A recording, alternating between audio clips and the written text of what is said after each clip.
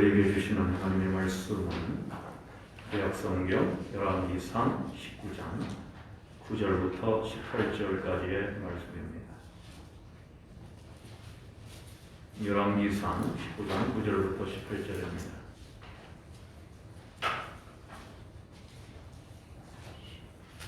(950쪽이) 되겠습니다.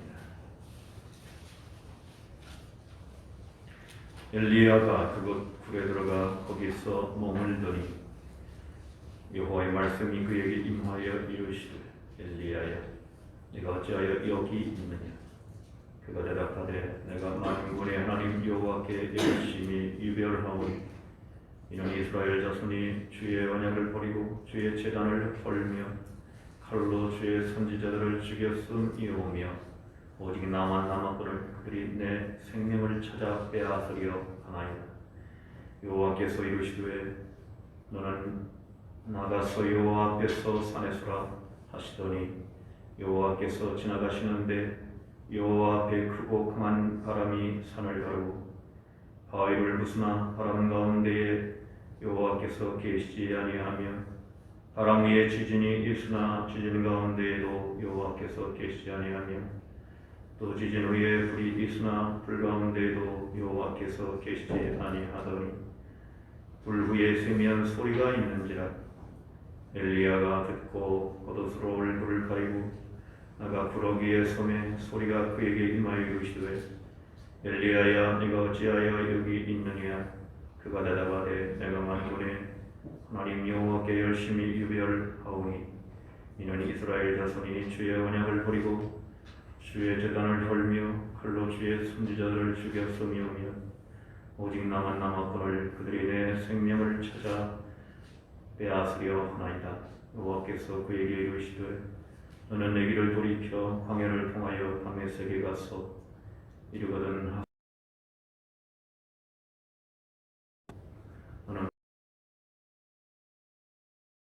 이스라엘의 왕이 되게 하고 또 아벨 무홀라 사바세 아들 엘리사에게 기름을 부어 너를 대신하여 선지자가 되게 하라. 하사엘의 칼을 피하는 자를 예후가 죽일 것이요 예후의 칼을 피하는 자를 엘리사가 죽이리라. 그러나 내가 이스라엘 가운데에 7,000명을 남기리니 다 바알에게 무릎을 꿇지 아니하고 다 바알에게 입맞추지 아니한 자니라. 아멘. 이것은 주님의 말씀입니다. 아멘. 그 주보를 못 보시기 때문에 오늘 설교의 제목은 동굴에서 나오라고 하는 제목이라는 걸 말씀을 드립니다. 사람들은 생명의 위협을 느낄 때 본능적으로 안전한 피난처를 찾게 마련합니다. 아무리 담대한 사람이라고 하더라도 한번 그 기세가 꺾여서 두려움을 느끼게 되면 이전에 찾아볼 수 없었던 연약함을 드러내게 되는 겁니다. 이런 행동을 학자들은 퇴행이라고 말하죠. 예를 들면 아기가 동생을 보면 엄마의 사랑을 뺏기니까 좀 더 엄마에게 어리광을 부리고 엄마에게 달려드는 그게 하나의 퇴행이죠. 그런데 이것은 일시적인 것이어야만 한다는 겁니다. 이런 현상이 계속되면은 생활에 문제가 생기게 되죠. 어떤 사람들은 방 안에 들어가서 나오지도 않는 사람들이 있습니다. 이게 퇴행입니다.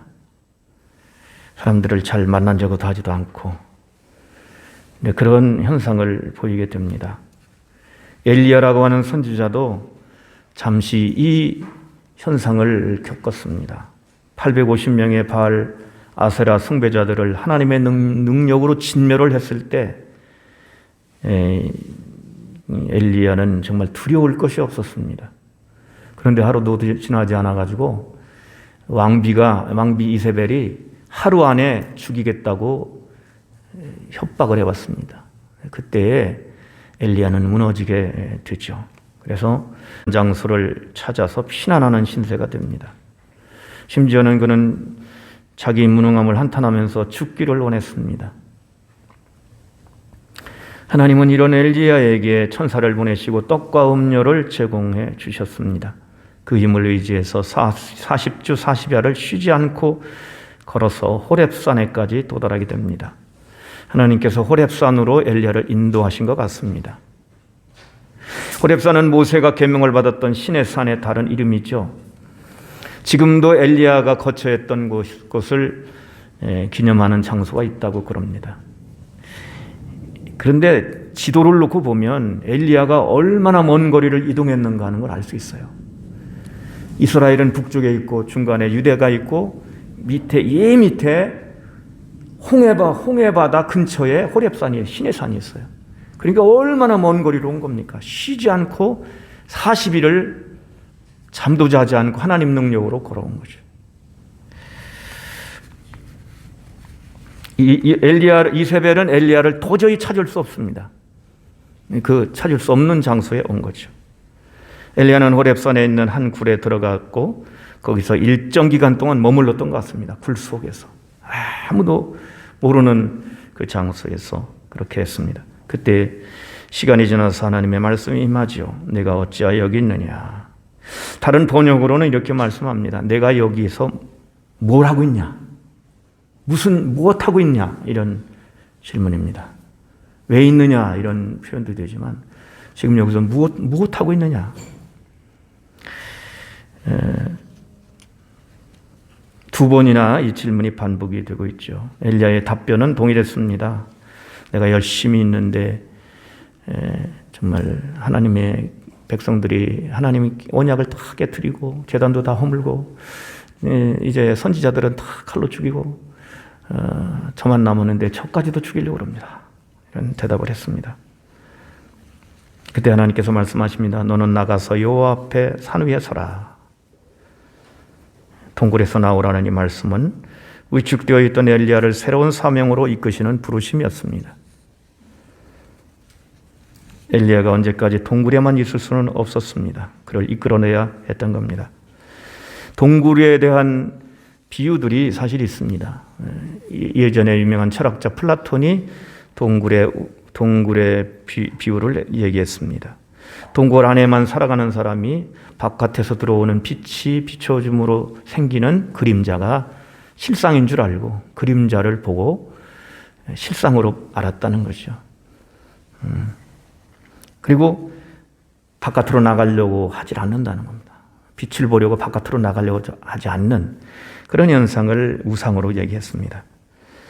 동굴은 사람이 위험에 처했을 때 피하기 아주 적당한 장소입니다. 그렇기 때문에 누구든지 동굴 하나씩은 다 가지고 있는 겁니다. 힘들고 어려울 때 찾아가는 바로 거기에 제일 먼저 찾아가는 거기가 바로 우리 동굴인 겁니다. 때로는 교회가 피난처가 될 수도 있고 제일 먼저 어머니를 부르고 부모님 생각을 먼저 하죠. 우리 청년들이 군대 가가지고 평상시에는 생각 안 했던 부모님, 어머니 생각을 많이 하는 거예요. 그게 어머니가 그 모든 자녀들의 동굴이거든요. 거기 편안했던 그 어머니 품에 있었던 그걸 그리워하는 겁니다. 어떤 사람은 자기 자신 속에 꼭꼭 숨는 사람도 있습니다. 오늘 우리는 우리를 부르시는 하나님의 세밀한 음성을 들어야 하겠습니다. 여러분, 교회가 교회 안에 머물러 있는 장소로만 있다면 여기도 동굴이 되는 거예요. 하나님은 나가라고 그러시거든요. 여기만 있어서는 안 된다. 세상으로 나가서 빛과 소금의 역할도 해야 되고 복음도 전해야 되고 할 역할을 해야 되는데 교회 안에만 숨어가지고 꼭꼭 싸매고 교인들끼리만 교제하고 교인들끼리만 사는 거, 여기 동굴인 겁니다. 지금처럼 코로나19가 온 세상을 지배하고 있는 때 동굴에 머무는 것 같은 그런 시간이 지속되어서는 안 될 것입니다. 새해가 됐습니다. 우리는 당국에서 발표하는 코로나 대책에 귀를 기울이면서 한 해를 살았습니다.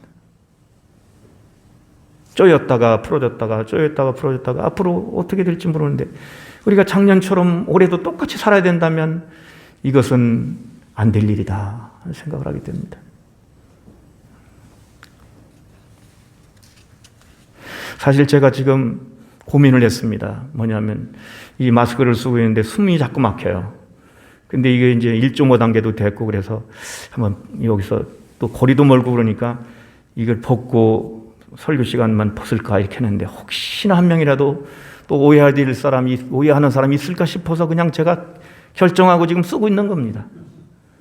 여러분 알아주시기 바랍니다. 엄청 숨 막혀요. 말이 빨라지면 숨이 막혀요. 마스크가 성능이 좋다는 얘기도 되겠지만 지금 그런 갈등이 있습니다.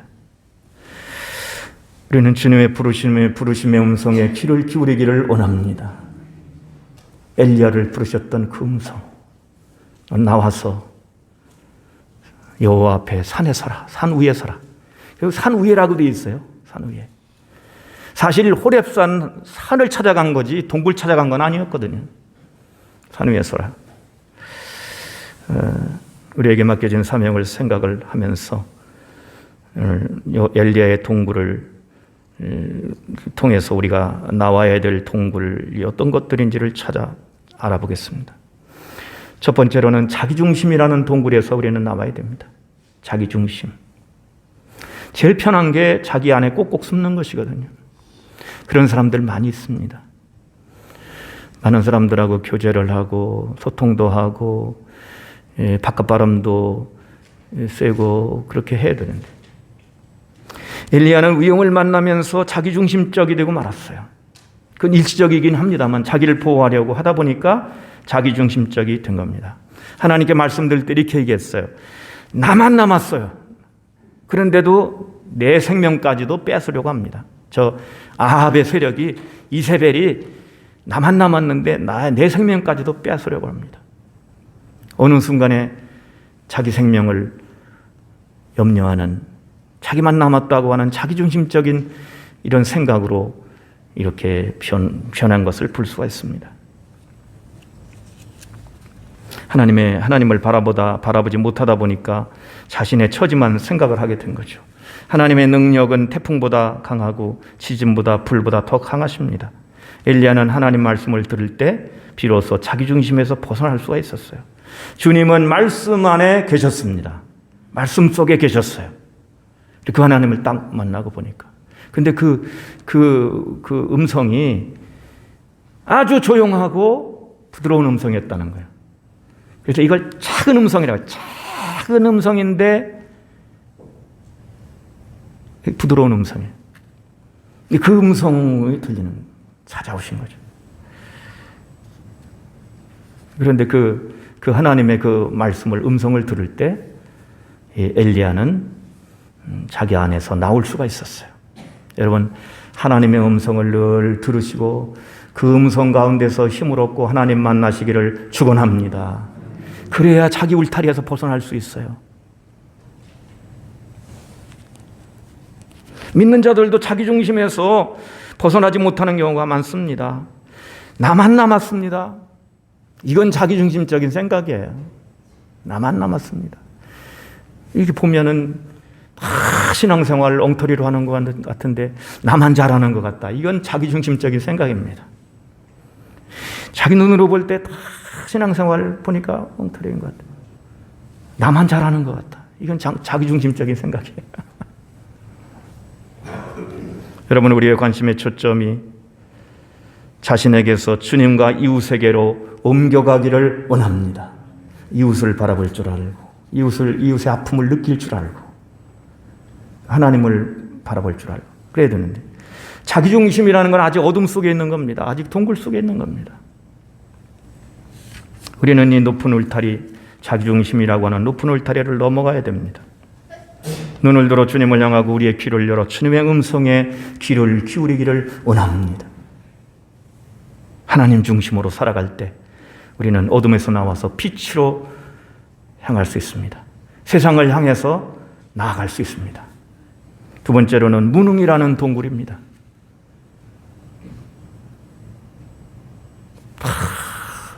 제단도 다 얼었습니다. 언약도 깨트려졌습니다. 선지자들도 다 죽었습니다. 나만 남았습니다. 앞으로는 그리고 내가 할 일이 없습니다. 나까지 죽이려고 그러는데 자기의 무능함을 느낀 이 엘리야를 우리가 보게 돼요. 그러나 이것은 우리들도 같이 느낄 수 있는 부분입니다. 아무것도 할 수 없는 자기 자신을 보게 돼. 무능한. 이 코로나19 시대에 교회는 무능함을 체험했어요. 모여야 뭔가 된다고 생각을 했고, 모이지 않으면 아무것도 할 수 없다는 것을 뼈저리게 느꼈잖아요. 그러나 하나님은 능력이 많으신 분이시기 때문에 하나님은 엘리야를 다시 일으켜 세우셔서 하나님의 놀라운 일을 맡겨주셨습니다. 여러분 그걸 보세요. 하나님께서 엘리야에게 아람 왕도 세우게 하시고 이스라엘 왕도 다시 세우게 하시고 후계자 엘리사도 세우게 하셨어요. 이거보다 더 큰 일이 어디 있습니까? 여러분, 왕을 세우는 일이 엄청난 일입니다. 그죠? 새로운 왕을, 새로운 지도자를 세운다는 것, 새로운 역사를 일으키는 겁니다. 하나님은 엘리야를 능력 있게 사용하셨습니다. 동굴에 머물러 있는 하나 아무것도 할 수 없습니다. 그런데 엘리야에게 가라고 하시는 하나님께서 오늘도 우리들에게 가서 일하라고 말씀하십니다. 가서 일해라. 못 나갑니다. 나갔다가는 죽습니다. 그러나 하나님은 우리를 일깨워 주십니다. 일깨우셔서 우리와 함께 일하려고 하시는 것입니다. 새로운 역사를 만드는 일, 사람을 세우는 일, 뒤를 이을 사람들을 찾아내는 일을 해야 하는 것입니다. 우리는 무능하지만은 주님께서 보내시는 일은 할 수 있습니다. 하나님의 말씀은 능력이 있습니다. 하나님은 지금도 일하고 계십니다. 두려움에 쌓여서 스스로 손발을 묶고 있다면 바로 그게 무능입니다. 그 동굴에 머무는 것이 됩니다. 주님이 하시는 일을 보아야 하고 우리는 들어야 합니다. 하나님은 아합과 이세벨의 무리들을 멸하실 계획을 세우셨고 그 계획은 완벽했습니다. 실행에 그리고 옮기셨습니다. 주님께서 하시는 일은 은밀합니다. 우리가 은밀하신 하나님을 발견할 수 있기를 바랍니다. 하나님은 우리 눈에 들어오지 않아요. 우리의 감각 속으로도 들어오지 않아요. 그러나 하나님은 일하십니다. 지금도 여러분을 위해서 일하고 계십니다. 세상의 요란한 방식이 아니에요. 태풍과 같은 방식이 아닙니다. 지진과 같은 방식이 아닙니다. 불 타는 것과 같은 그런 요란한 방식이 아닙니다. 그러나 세밀한 음성으로 은밀하게 계신 하나님은 지금도 우리와 함께 계시고 일하고 계시고 역사하고 계시고 교회를 손에 쥐고 인도해 가고 계시는 것입니다. 은밀하게 일하시는 하나님을 따라서 우리도 조용하면서도 차분하게 일하면 됩니다. 우리의 기도로, 숨은 봉사로, 은밀한 구제로 일하기를 원합니다. 세상의 주도권은 하나님께 있습니다. 별의별 사람들이 나와서 별의별 소리를 다 하고 별의별 수단을 다 쓰지만 역사를 움직이시는 분은 우리 아버지 하나님이십니다. 우리는 무능하지만 하나님 일을 하시고 시작하시고 이루시는 분입니다. 나라를 세우기도 하시고 폐하기도 하십니다. 우리가 무능한 건 맞아요. 그래서 그렇기 때문에 요한복음 15장 5절에 그런 말씀하셨어요. 주님을 떠나서는 우리가 아무것도 할 수 없습니다. 우리 다 같이 합시다. 주님을 떠나서는 우리가 아무것도 할 수 없습니다. 이 무능의 고백이 실상은 유능한 고백이에요. 주님과 함께라면 우리는 뭔가 할 수 있습니다. 할렐루야. 우리는 주님과 함께라면 우리는 뭔가 할 수 있습니다. 여러분 엘리야를 보세요. 완전히 찌부러든 인생이었어요. 두려움에. 그러나 하나님은 그를 다시 일으키셔가지고 기름 붓는 일을 하셨습니다. 나라를 새롭게 하셨습니다. 역사를 움직이신 겁니다. 우리가 순종하는 삶을 살면 유능한 자들이 된다는 걸 꼭 기억하시기를 바라겠습니다. 세 번째로 좌절이라는 동굴입니다. 우린 여기서도 나와야 합니다. 엘리야의 시대 상황은 최악이었습니다. 이스라엘은 우상 숭배로 하나님과의 언약을 깨뜨렸습니다. 제단은 다 허물어졌습니다. 왜 어떻게 우상 숭배자들에 의해서 제단은 다 허물어졌어요. 선지자들은 다 죽임을 당해서 숨어버렸거나 아니면 죽임을 당해서 없어졌습니다. 최악의 상황입니다. 미래가 없어 보였습니다. 하나님께 아뢰는 엘리야의 심정을 우리는 또한 공감할 수 있어요.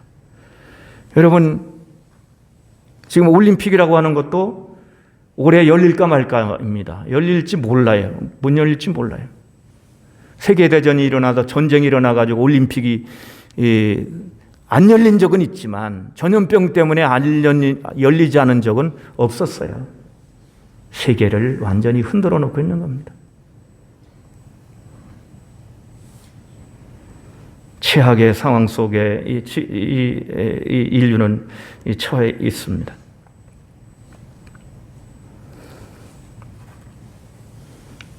크나큰 좌절을 맛본 엘리야의 그 심정을 우리는 이해할 수가 있습니다. 그렇지만 하나님은 뜻밖의 말씀을 하셨습니다. 바알에게 무릎 꿇지 않고 바알에게 입맞추지 아니한 7,000명을 남겨놓겠다. 여기 보면은 남겨놨다가 아니라요, 남겨놓겠다는 뜻이에요. 내가 남겨놓겠다라고 하는 뜻입니다. 7,000명. 나 혼자 남았다고 했는데 하나님 뭐라고 말씀하시냐면 내가 7,000명을 남겨놓겠다. 한 번도 바알에게 무릎 꿇은 적도 없고 입으로 바알 신에게 그 우상에게 입맞추지 아니한 7,000명. 여러분, 오늘 한국교회가 이 순결한 7,000명이 되기를 원하고 우리 외평제일교회가 그 속에 들어가는 성도들이 되기를 원합니다. 하나님의 계획은 우리 상상을 초월합니다. 우리의 추측할 수 있는 그런 영역 안에 있지 않아요.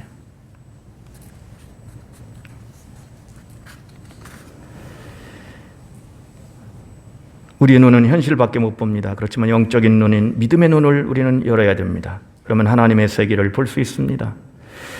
같은 선지자였던 엘리사가 그 아람 왕에게 미움을 받아가지고, 왜냐하면 아람 왕이 무슨 작전을 세우면은 첩자가 없는데도 불구하고 엘리사가 다 알아맞추는 거예요.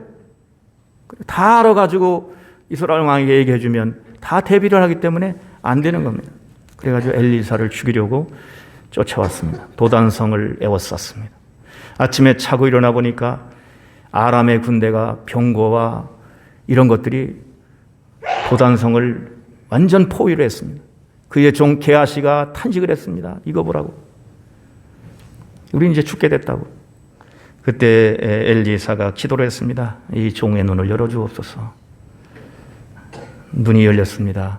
보니까는 불말과 불병거가 엘리사 주위에 빽빽하게 에워싸고 있는 것입니다. 하나님께서 그 아람 군대를 눈을 감게 해주셔가지고 사마리아 성으로 다 가게 하셨어요. 그래서 안전하게 이제 그 포위망에서 벗어났습니다.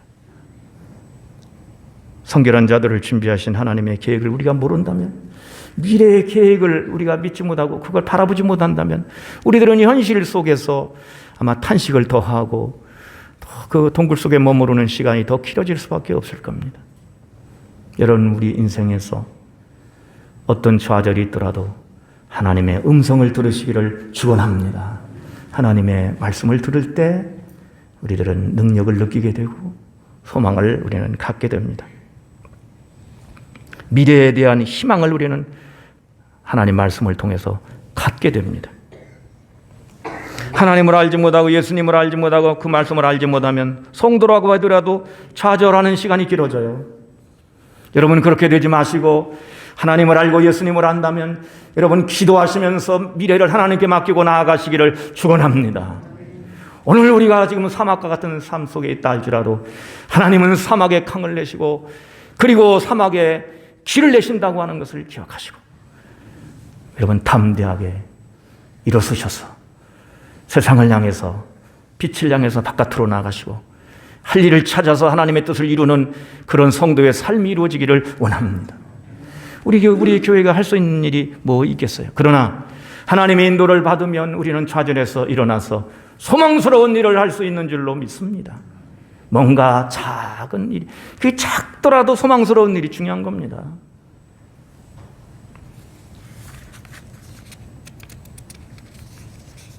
믿음의 눈으로 세상을 보시기를 바랍니다. 그러면 그 안에 하나님 나라가 은밀하게 역사하는 것을 눈으로 볼 수 있을 것입니다. 믿음의 눈이 바로 그런 겁니다. 오늘 우리는 코로나19 때문에 어쩔 수 없이 동굴에 머무는 것 같은 삶을 우리가 살고 있습니다. 5인 이상 모이지를 못합니다. 그러나 이때 여러분 엘리야처럼 주님 앞에서는 나와 주님 앞에서는 나만의 시간, 주님과 함께하는 시간을 여러분 갖는 기회가 되기를 바랍니다. 여러분 어디에서 수많은 사람이 모인 곳에서 하나님의 음성을 들은 적 있습니까? 하나님은 군중 속에서 말씀하시지 않아요. 세미한 음성이기 때문에, 하나님의 음성은 세미한 음성이기 때문에 양심을 통해서 들려오고 깨달음을 통해서 들려오고 기도하는 가운데 뭔가 생각나게 하시고 그렇게 하시지. 그렇지 않습니까? 이 세상의 어떤 요란한 뉴스들보다 주님의 음성에 귀를 기울여야 됩니다. 너는 나가서 여호와 앞에서 산 위에 서라. 다시 주님 앞에 서는 우리 교회가 되기를 원합니다. 다시 주님 앞에 서는 겁니다. 여러분 동굴하고 동굴 밖에 입구하고는 다른 거예요. 엘리야는 동굴 입구에까지 나갔거든요. 입구에까지 나가서 거기에 섰어요. 이게 용기가 아니겠습니까? 말씀으로 우리의 지친 삶을 일으키고 우리에게 주신 사명을 다시 붙잡아야겠습니다. 자기중심적이 돼서는 안 됩니다. 자기중심적이 되는 건 어둠 속에 머무는 일입니다. 주님을 바라볼 때 우리는 밝은 세상으로 나갈 수 있습니다. 주님은 우리를 사용하고 계십니다. 여러분 한 사람 한 사람을 사용하기를 원하십니다. 주님과 함께하는 일 결코 무능하지 않아요. 주님 말씀에 이끌리는 우리가 역사를 움직이는 한 사람이 될 수 있는 것입니다. 하나님께서 만들어 가시는 밝은 미래를 믿고 오늘 현실에 대한 좌절을 하지 말고 좌절해서 다시 일어나는 굳센 성도들이 되시기를 바라겠습니다. 주님은 이 땅에 아직도 세상에 무릎 꿇지 않고 불의에 입맞추지 아니한 주의 백성들을 남겨두실 겁니다. 미래를 위해서 남겨두실 겁니다. 현실이 만들어낸 동굴에 몸을 숨기지 말고 또한 주님 앞에 나아가서 밝은 빛 가운데 부드럽게 우리에게 말씀하시는 주님의 음성에 힘을 얻고 그리고 세상으로 나아가서 하나님의 주신 사명을 감당하는 우리 모두가 되기를 원합니다. 여러분 코로나의 시간은 엘리야의 시간이 될 수 있습니다. 사명을 가지고 세상을 향해 나가라는 말씀, 새로운 역사를 위해서 헌신하는 사람이 되라는 주님의 등을 떠미시는 이러한 이 손길을, 이런 음성을 우리가 마음에 담아서 여러분 동굴에서 나와 어둠에서 나와서 다시금 용기를 내서 주의 말씀 가지고 세상을 향하여 할 일을 찾아 담대하게 보냄받은 사람으로 나아가는 모두 성도 여러분 되시고 우리 교회가 되시기를 축원을 드리겠습니다. 기도하겠습니다.